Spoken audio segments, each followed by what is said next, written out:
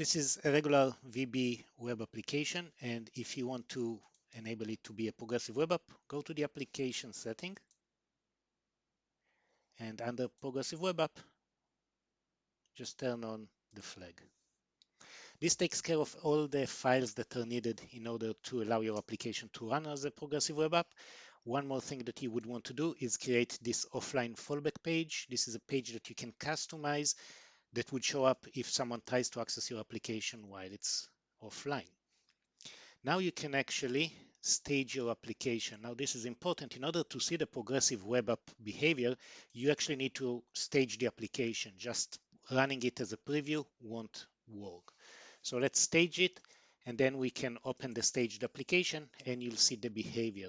The application would open up just like a normal application. You can see the data. But up here in the URL, you would see this icon that allows you to install the application as a progressive web app. If you actually click on it, you'll get prompted to install the application. Now, the next thing we're going to try and do is be a little bit more upfront to the customer to tell them, hey, you need to install the application and not just rely on this little icon over here. So to do that, we're going to go over to the shell page of your application. This is the page that controls the overall look and feel. And once you enable progressive web app on your shell page, you can actually create a new event.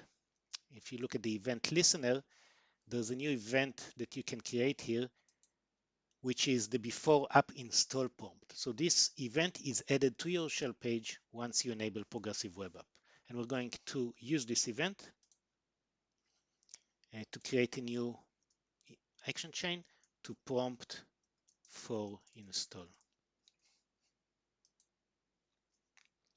Now notice that this action chain gets event information. This is a PWA event that is being passed into this action chain. So let's go over to the action chain. And the first thing we're going to do is we're going to take the information about the event and assign it into a new variable. So let's create a page level variable. We'll call this one event data. This would be of type any. And we take the event information that is the input for the action and we assign it to this variable.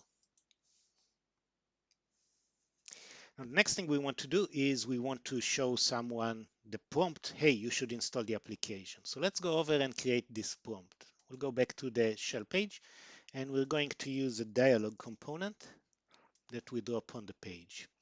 Let's show it for now. This is a temporary override. And we can then customize it. For example, we can set the dialog title to say, please install the app, or any other text you want to have there. And then we can add a button that will help them install. So let's add a button over here and we'll call this button install.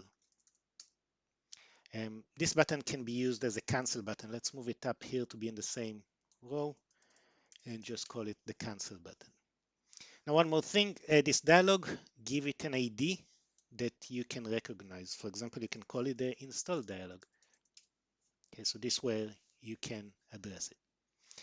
All right, so now we have a dialog that would show up when people start the application. And in order to do that, we're going to go back to the event listener for the before install prompt, go over here, and we're going to add an if statement here that would check if we got the event data.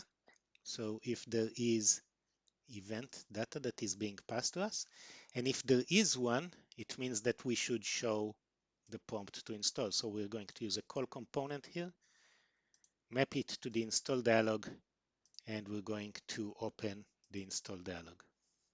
All right, so this would show up the dialog. Let's go back to the page designer. We can hook up an event to the cancel. So choose the cancel button, add an event, and over here, again, we're going to use a call component and install dialog, and we'll just close it. Okay, so this is one event. Back over here, now let's define the install button and the event that would be associated with it. I'm going to create an event. We'll call this one install action. And what we're going to do here is we're going to call a little bit of JavaScript. So we're going to create a new function. We'll call this one the install PWA function. This function gets a parameter. The parameter is going to have the data about the event. So we're going to pass it over here like that. Now we can go over and actually code our function in here.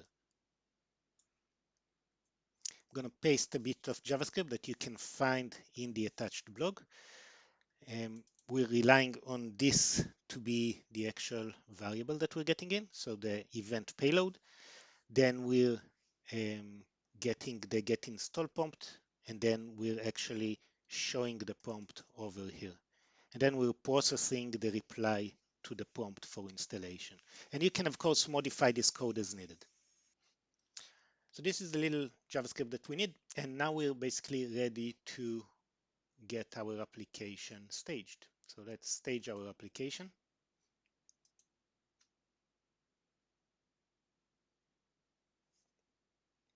And let's open the staged application now and see the different behavior that we have now.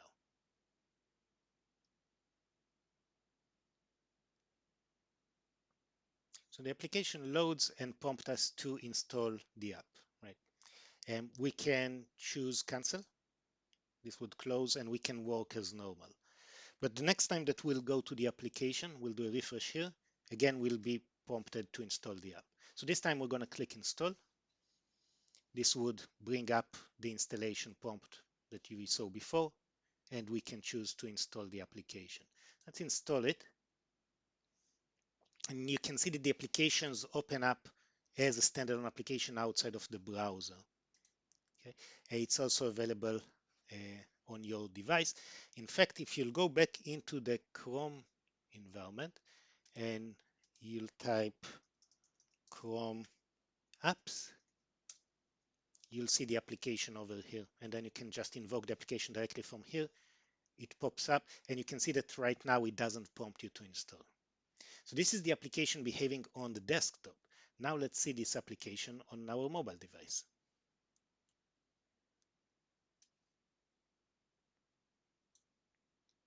As you can see, the application prompts us to install with our dialog.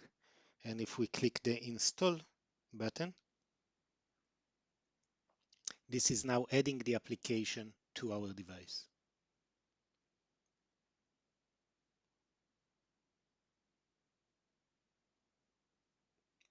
And it's adding a shortcut to our homepage. So if we now go back to our homepage, we can see the new icon here. And when we click the icon, the applications open up outside of the context of the browser. So it occupies the full design, just like a native application, and we're ready to use it on our mobile device.